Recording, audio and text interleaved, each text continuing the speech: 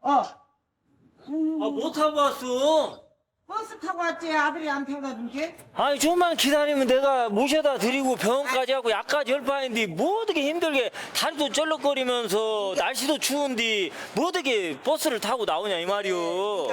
네가 바쁜데 앵간치 종처럼 아들을 부려먹어야지. 버스에서 내려오면 바로 문 앞인데 못 알아. 그 시간 식당을 정리하며 마무리 작업이 한창인 아들 민성 씨. 마지막까지 남아서 빈 그릇을 정리하는 허드렛 일은 언제나 민성 씨의 몫이다. 아니, 이제 어머니 갖다 드려야죠. 결산해가지고. 예, 매일 저녁에. 20년 경력의 자칭 장어의 달인.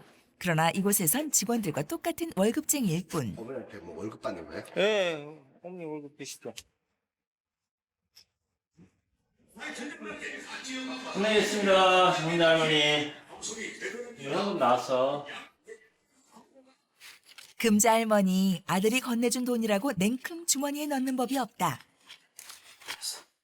25만 원.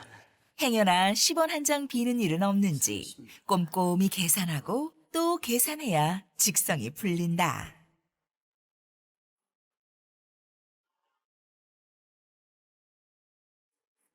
다음 날 아침 30년 전통 풍천 장어집의 하루 일과는 60kg 왔어요? 예, 60kg. 예. 아침 일찍 싱싱한 장어들을 공수하는 걸로 시작한다. 아이고, 진짜 씨알 좋고 좋네. 그날 갯벌에서 갓 잡아 올린 싱싱한 풍천 장어. 씨알 굵은 녀석들이 아니면 금자 할머니 식당에 명함도 못 내민다고. 쌀독에 쌀 들어가듯 수족관 가득 장어를 든든하게 채우면 식당에 필요한 비품들을 납품하기 위한 트럭이 그 뒤를 잇는다. 그런데 금자 할머니 종이컵 하나도 직접 관리하다 보니 들고 나는 사람들 모두 금자 할머니만 찾는다. 돈줄을 틀어준 실세를 알아보는 터. 감사합니다. 영감탱이 데리고 다니지 마서 짜증내서. 짜증내는 거 좋아? 그 순간 금자 할머니 뒤에서 쓴입을 다시는 건 아들 민성 씨. 허울만 좋은 자칭 장어의 달인. 이런 상황이 씁쓸하기만 하다. 나는 찾지도 않잖아요. 재료 띠러 오신 분들이. 뭐 어디 있는지 궁금해하지도 않아. 오로지 우리 어머니만 찾아.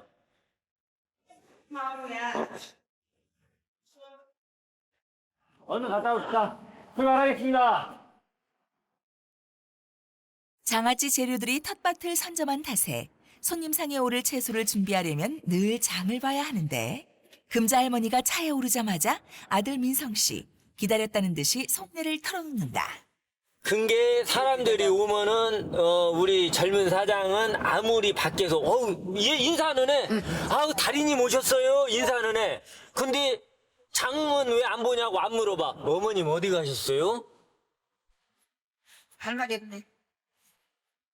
섭섭한 마음을 털어놓기 위해 던진 말에 차한 분위기는 냉랭해지고 장을 내가 왜 보러 오냐면 저한테 맡기고 싶어도 아이 무엇이 필요하다 하면 그냥 비싼 거 딱 필요한 거 가져와.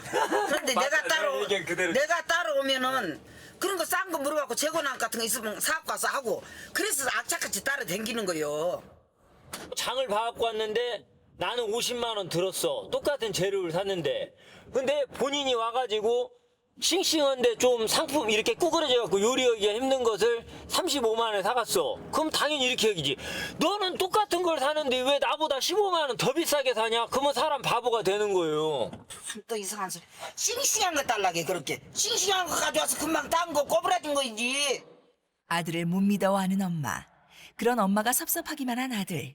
두 사람은 여전히 평행선만 긋고 있다.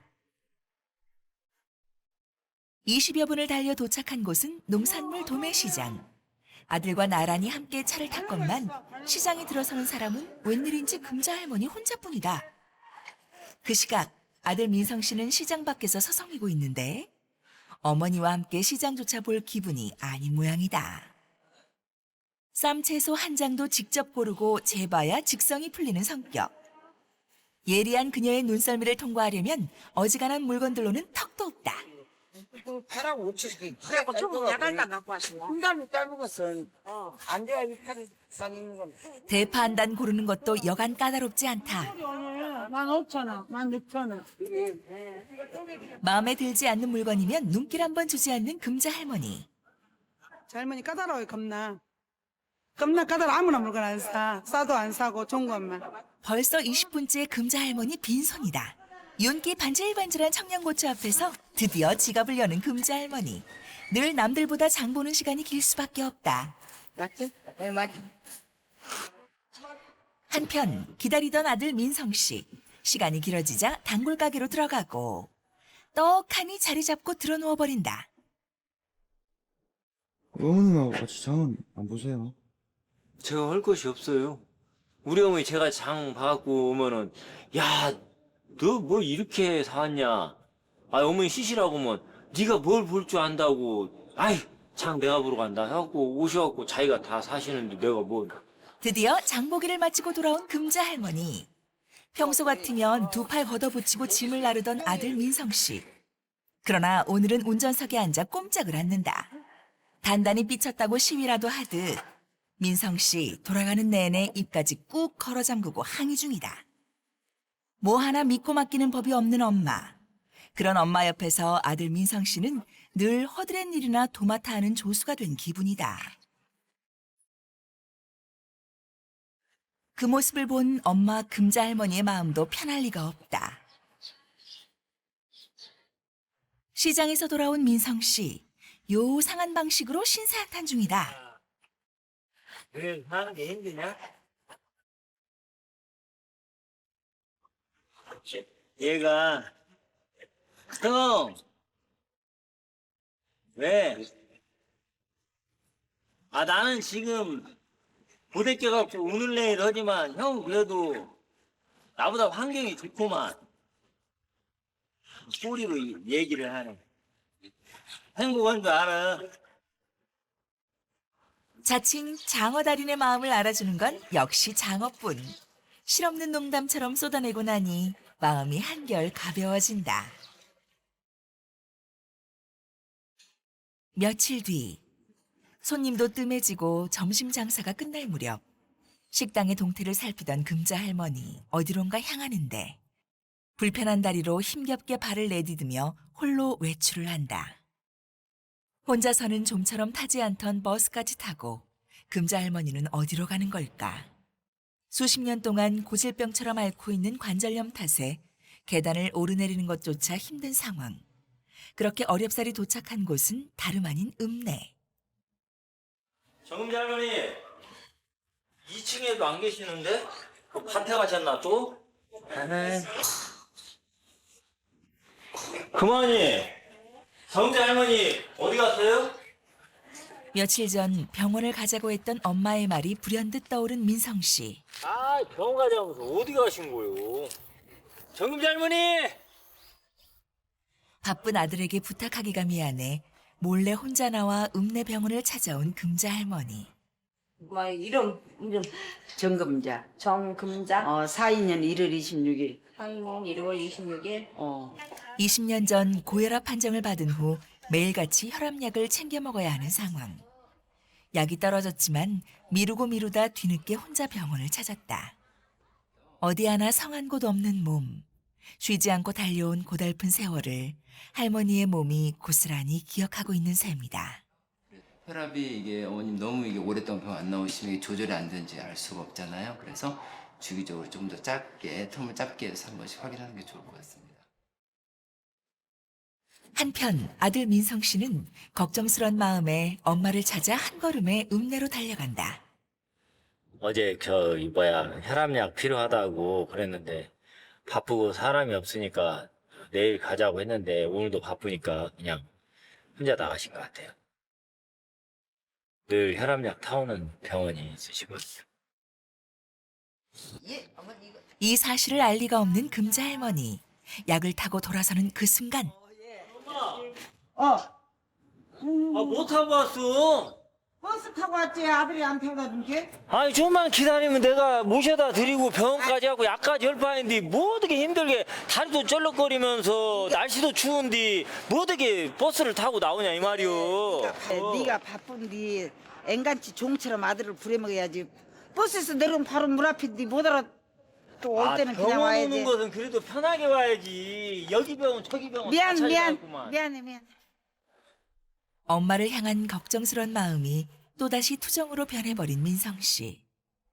팔순을 바라보는 나이, 성취하는 몸으로 여전히 일에만 매달리는 엄마가 아들 민성 씨는 안타깝고 또 안쓰럽다.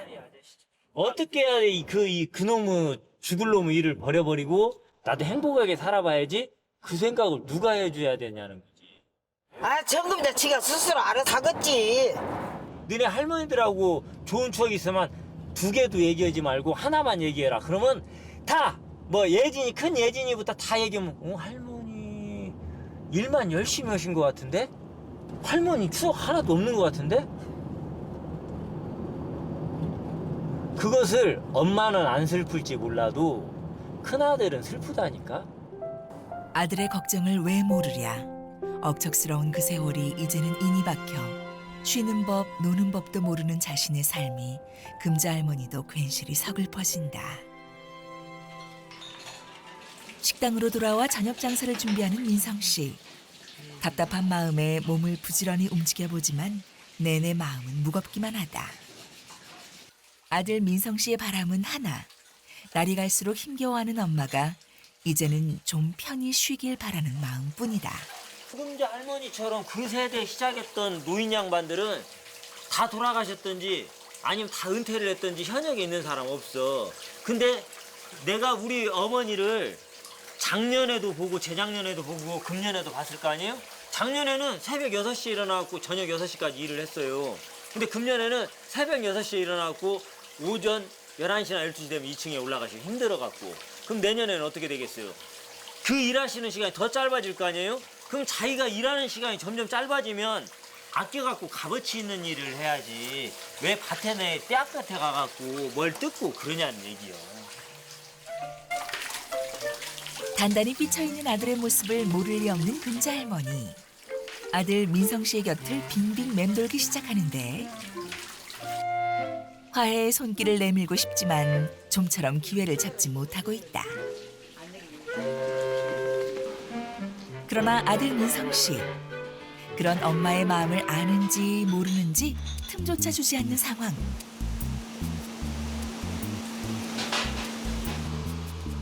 금자 할머니에게 눈길 한 번 주지 않고 오로지 장어를 굽는 데만 열중한다. 금자 할머니, 그런 아들이 얄밉기만 하고 결국 금자 할머니 전략을 바꿔보기로 하는데 우리 아들이 장어는 참 맛있게 잘고 장어 군 것을 내가 뒤떨어져. 민성 씨, 화해의 손길을 내미는 엄마의 칭찬이 싫지 않은 눈치다. 온종일 티격태격 신경전을 벌이는 모자의 하루가 저물어간다. 장어촌의 새아침. 어김없이 텃밭으로 향하는 금자 할머니. 아들 민성 씨의 반대에도 텃밭 일을 멈추지 않는다.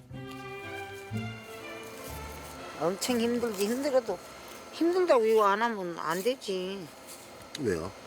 다른 거는 돈 주면 사오지만 시장 가면 사오지만 이런 거는 사올 수가 없어. 10원 한 장 허투루 쓰는 법이 없는 금자 할머니. 구멍이 숭숭 뚫린 이 옷도 벌써 10년째다. 이렇게 떨어지면 이제 실도 떨어졌네. 이렇게 꼬매 있지 오늘 막 버리지 않아. 근데 이 옷이 내 마음에 너무 들어. 더웁지도 않고 이? 그렇게 조금 쌀쌀할 때도 춥지도 않고 참 이상하더라고.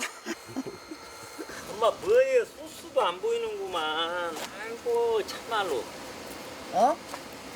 뭔 말이 되냐고. 매일매일 없어진 것 같으면 나고 없어진 것 같으면 나고 언제 일이 끝나겠냐고. 시끄러. 아니 진짜 야는 뭔 미친 것도 아니고 뭔 이렇게 막 잘한대야. 아. 싹싹 해야지. 말은 이렇게 해도 아들 민성 씨의 손은 벌써 땅에 닿아 있다.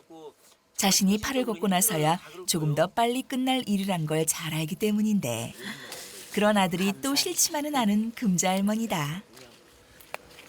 이거 며칠 뒤에 제 날 좋을 때 싹 농약해가지고 싹 죽여버리려니까 이제 이런 건 그만하고. 빨리빨리 하는 거는 너같이 그렇게 앉아서 하면 물팍 다 골병 들어서 죽어. 50도 안 되면. 그 아는 사람이 그렇게 일을 해? 같이 합시다. 같이 죽읍시다. 같이 죽어. 안 되지. 야 실증 난다 하지 말고 네가 이거 배워서 다 해야 돼. 그래야 너 자식들하고 너 노부 대책 부지런히 해 그러고. 늘 그렇듯 모자지간 말을 섞기 시작하면 결국은 또 티격태격. 물론 금자 할머니도 자신을 걱정하는 아들 민성 씨의 마음을 모르는 건 아니다. 왜 허리를 흔들어? 아픈 갑이네. 이게 싫었어서 아파. 딱내 숨 맞잖아. 아니 나도 지금 한 5분 하는데 허리 아파. 엄마 하지 마. 우리 어머니 손 좀 보세요. 남편 잘못 만나서 남편 일하래. 자기가 온 애 새끼들 먹여 살리려고 다 해. 나이 먹어서 남편 복 없는 여자가 자식 복 없다고 아들은 사고만 쳐. 그 뒤치다거리라 하지라고 일 다 해.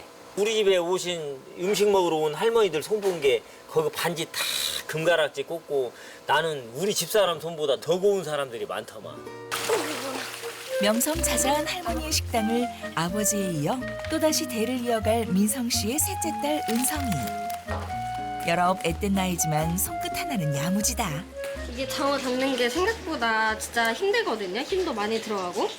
처음에는 손도 많이 베이고 했는데 막 짜증나서 그만둘까도 했는데 이게 그래도 가족이 하는 일이고 아빠는 이거 계속 이어서 저희랑 같이 하고 싶어 하니까 열심히 해야 할 것 같았어요.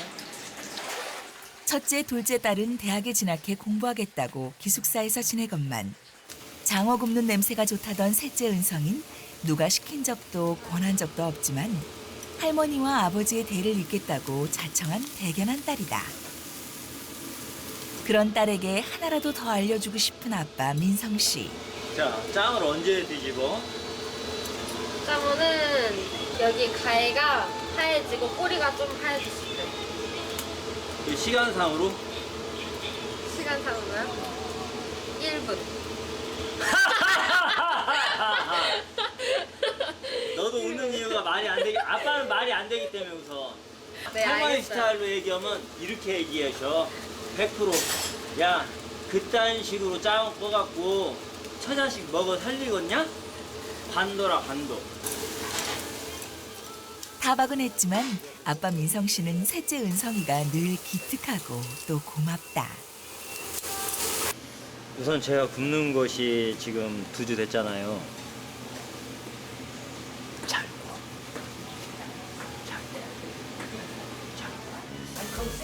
금자 할머니의 신임까지도 한 몸에 받고 있는 은성이. 근데 뒤에가 막 바갈바갈 이렇게 부풀어 올 때까지 굽는 짱이 최고 맛있어. 한 번쯤 힘들다고 투정 부릴 법도 한데 꾀부리지 않고 성실히 따라주는 어린 손녀가 금자 할머니는 대견스럽기만 하다. 아빠는 기다렸다가 뒤집어서 이제 앞면 익히면 그냥 바로 빼거든요. 근데 할머니는 한 번 더 뒤집어요. 달라요, 둘이. 어떤 게 더 좋은 것 같아요? 어떤 게 더 좋은? 글쎄요. 좀 할머니일까? 그날 저녁 단체 손님들의 예약으로 민성 씨의 손이 더욱 분주해진다.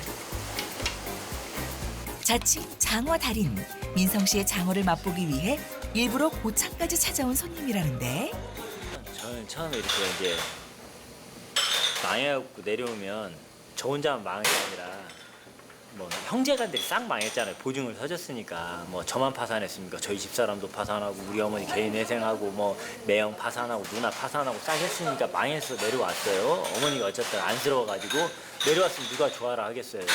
저거 좀 모질하지 않나. 모질하니까 망했지 이런 생각을 다 할 거 아니 식구들이.